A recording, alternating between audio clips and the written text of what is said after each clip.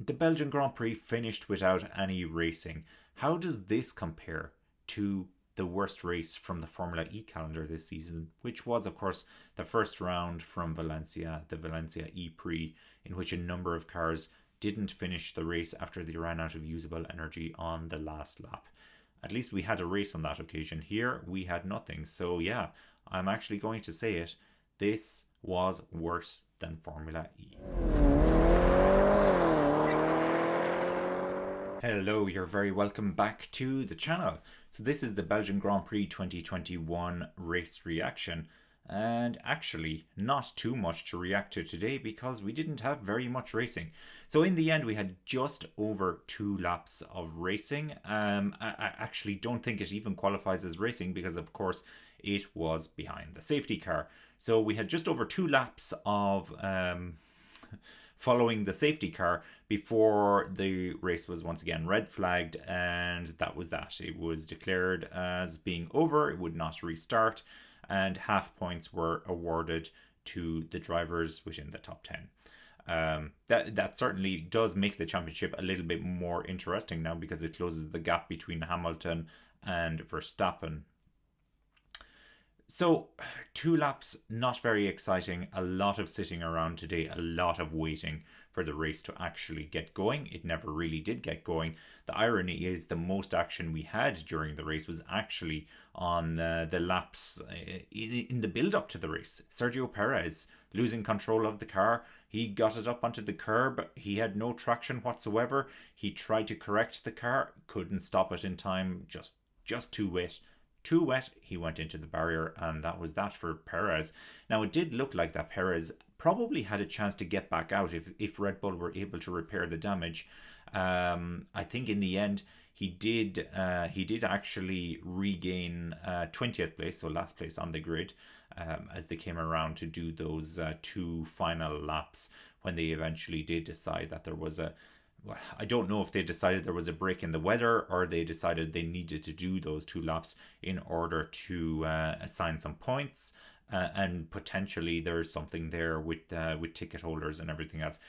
I won't get into that. I know Lewis Hamilton has kicked up a little bit of a fuss about this, and I tend to agree with him.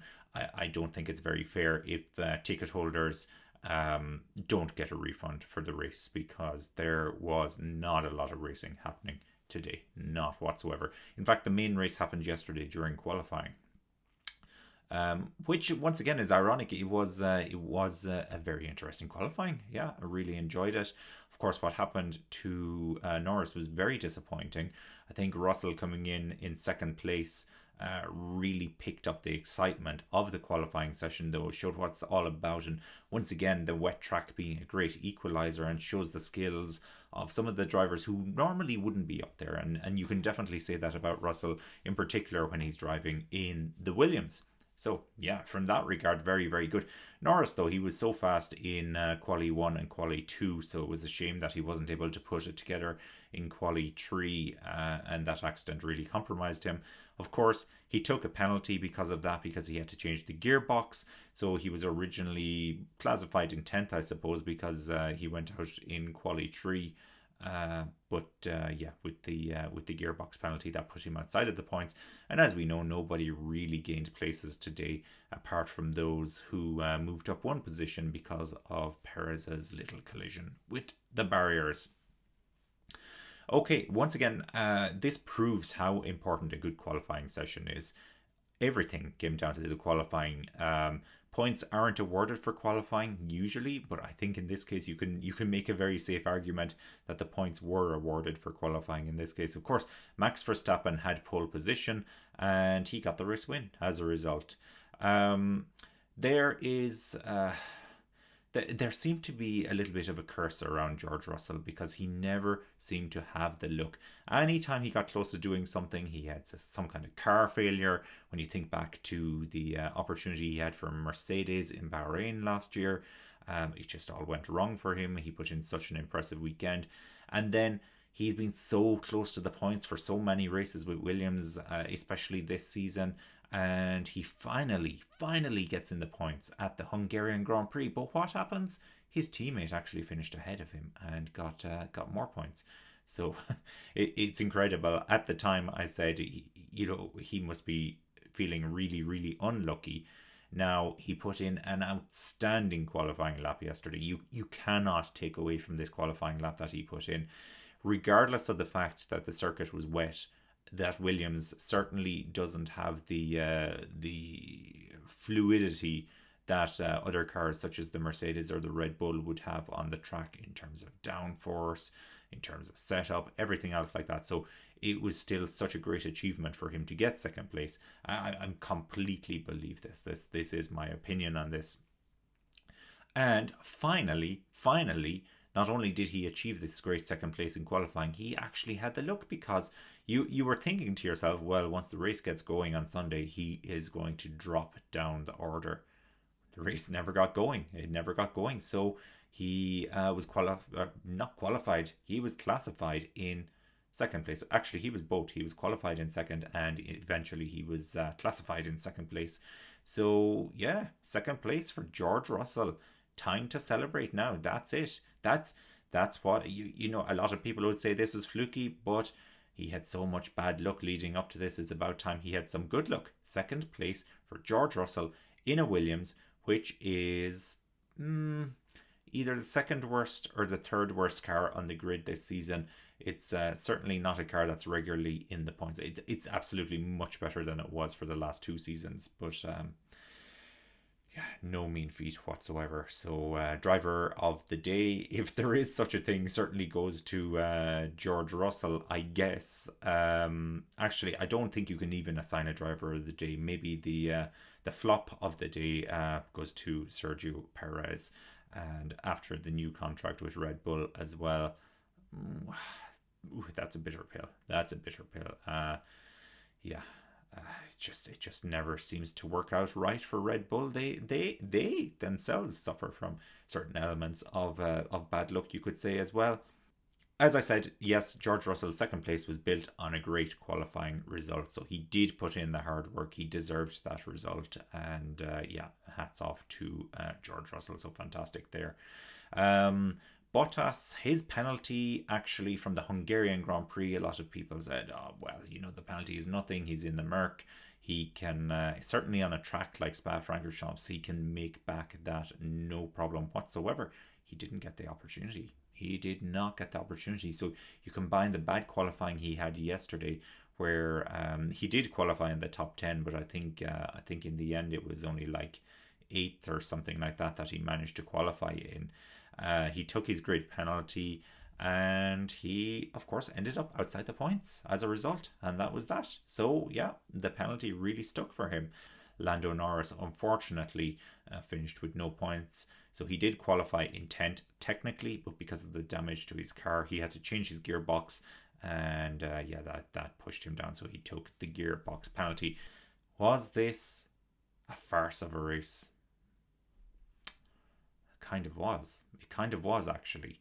A lot of people complain about how ridiculous Formula E is. I don't totally agree with that view. However, the first of the two Valencia E-Prix that took place this season certainly showed how things can go wrong when the majority of cars on the grid ran out of usable energy just before the end of the race. This was down to a miscalculation on most parts.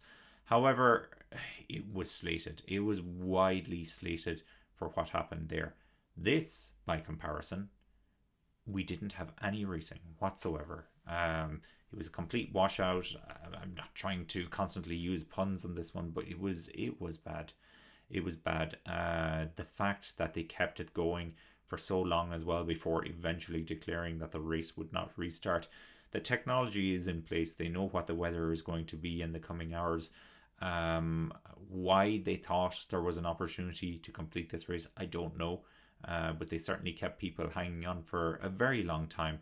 A lot of viewers very annoyed that they basically had to stay tuned in for most of the afternoon to figure out what was happening. So that was definitely not good for the fans. Yeah, and that's why you look at the title I've given to this video, worse than Formula E. Yes, on this occasion, when you compare the worst with the worst, so the worst that Formula E had to offer this season versus the worst that Formula 1 had to offer this season, Formula 1 was not as good as Formula E. We at least had a race in Formula E at the Valencia E-Prix. A lot of cars fell away towards the end. It was one of those things, though, that you kind of, as a fan, also wanted to see at some stage, and you'll be able to talk about it someday. We won't be talking about the Spa Grand Prix from 2021, that's for sure. Maybe just as a side note, which race never got started, and George Russell's famous second place. Apart from that, no, it's not going to stick in our memories whatsoever, and it's such a shame. Anyway, so we have been ever so slightly deprived of a tight battle between Lewis Hamilton and Max Verstappen, because that's what it was shaping up to be. It was give and take pretty much in the quali and the practice sessions between both of the drivers. So we wait until the next round, and hopefully we get back to that battle that we have been anticipating since that infamous British Grand Prix.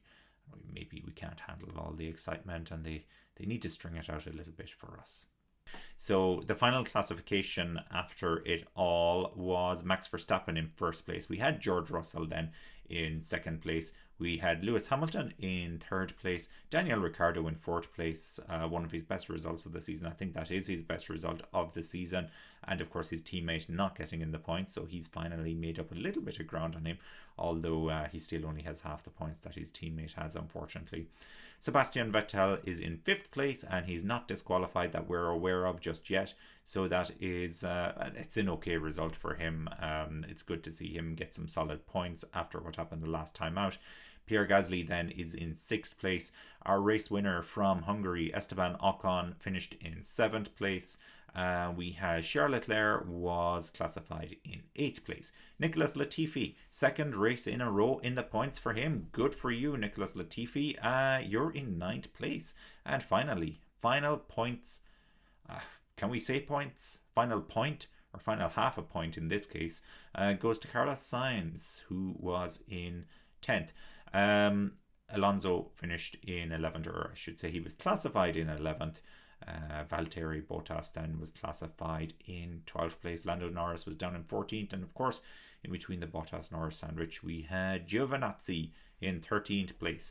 So the standings at the moment as we stand, this is where it gets very, very interesting. Lewis Hamilton has a 3-point lead now over Max Verstappen, and this is a really weird one when you look at the rankings tables and you see there are 0.5s in the table at the moment. So Lewis Hamilton on 202.5 points, Max Verstappen on 199.5 points. Then in a distant third place we have Lando Norris. Of course he picked up no points today, unfortunately. Bottas then is 5 points behind Norris on 108 points. Perez then 104 points in 5th place. So all three of those guys getting no points this weekend, allowing the two championship leaders to pull away ever so slightly. Next up then in 6th place we have Carlos Sainz, who is 83.5 points, and that's 1.5 points more than his teammate Charles Leclerc on 82 points. So those two are very close to each other. Then we have Ricciardo on 56 points. So as I said, yeah, he has just under half the points that his teammate Norris has. So he still has a lot of ground to make up on his teammate in the second half of the season. Gasly is in 9th in the championship on 54 points. And Ocon is into 10th place in the championship on 42 points. And for the team standing, not quite as tight as the Hamilton-Verstappen battle, but it is still tight enough. 7 points in the difference. 310.5 points for Mercedes. Red Bull have 303.5 points. McLaren have 169 points, so they are some way back in third place. And Ferrari have 165.5 points, so they are just 3.5 points behind McLaren. Amazing. It's so tight between those guys. Alpine on 80 points are in 5th place. AlphaTauri are in 6th place. Aston Martin are in 7th place. Williams in a very solid 8th place. And 9th place then for Alfa Romeo. And Haas are in 10th and last place with 0 points. They're the only team without points now. Alfa Romeo have 3 points. So that's it. Bit of a damp squib, I'm afraid. Not a lot more to talk about. But thank you very much for watching this very short race reaction. Um, I'd love to say I hope you enjoyed the race today. Not much of a race. Not much of a race, I'm afraid. We'll have patience and we'll wait for the next round of the championship. Thanks for joining. Speak to you soon. Before I go, of course, don't forget to hit the like button. Subscribe to the channel as well. Your support means a lot to us. And leave us a comment. Let us know what you think of this race. Should it have gone ahead? It's debatable. It's debatable.